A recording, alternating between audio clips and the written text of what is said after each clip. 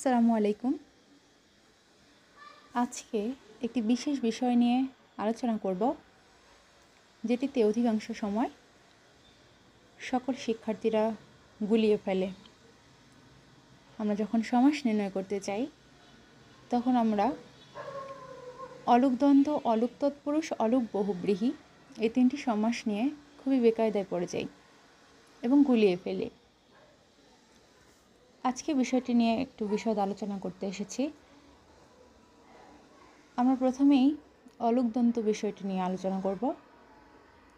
অলুক দন্তটা হচ্ছে সমস্ত পদের পূর্বপদ এবং পরপদ এই উভয় পদেই একই রকম বিভক্তি যুক্ত থাকবে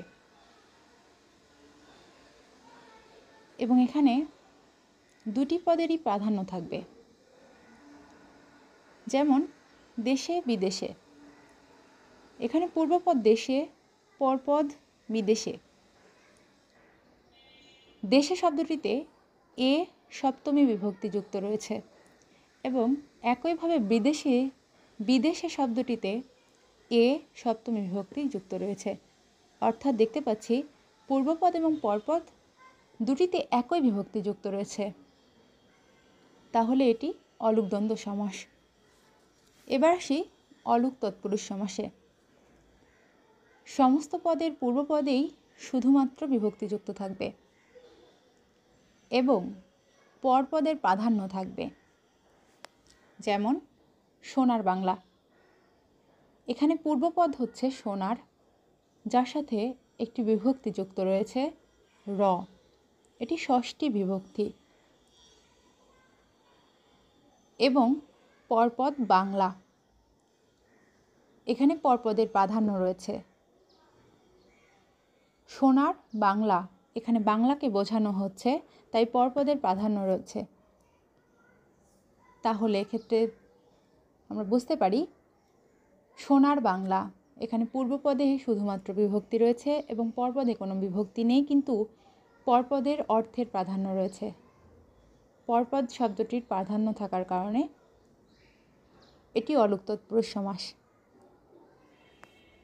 এবার অলুক বহুব্রীহিতে আসা যাক। সমস্ত পদের পূর্বপদেই শুধুমাত্র বিভক্তি যুক্ত থাকবে।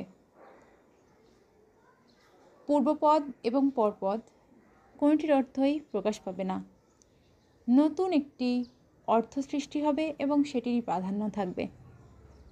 যেমন মাথায় পাগড়ি, এখানে পূর্বপদ মাথায় শব্দটির সাথে অন্তস্থ অবিভক্তি যুক্ত রয়েছে, এটি সপ্তমী বিভক্তি। এবং পরপদ পাগড়ি, কিন্তু মাথায় পাগড়ি এর কোনোটিতে অর্থ প্রকাশ করেনি। এখানে এমন একটি ব্যক্তিকে বোঝানো হয়েছে মাথায় পাগড়ি যার,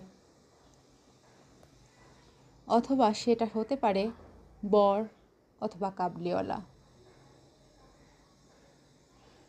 তাহলে আমরা এখানে বুঝতে পারছি সমস্ত পদের পূর্বপদে শুধু বিভক্তিযুক্ত থাকবে, পূর্বপদ এবং পরপদ কোনোটির অর্থই প্রকাশ পাবে না, নতুন কোনো অর্থের প্রকাশ পাবে,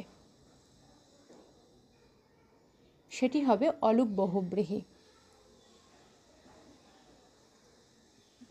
আরেকবার লক্ষ্য করা যাক, অলুক দন্ত সমাসের পূর্বপদ এবং পরপদ একই বিভক্তিযুক্ত থাকবে। অলুক তৎপুরুষ সমাসের সমস্ত পদের পূর্বপদেই শুধু বিভক্তিযুক্ত থাকবে, কিন্তু প্রাধান্য থাকবে পরপদের।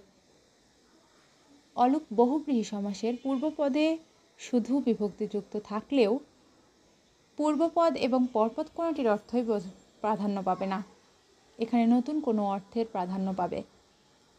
আজকের মতো এখানেই শেষ করছি। আসসালামু আলাইকুম।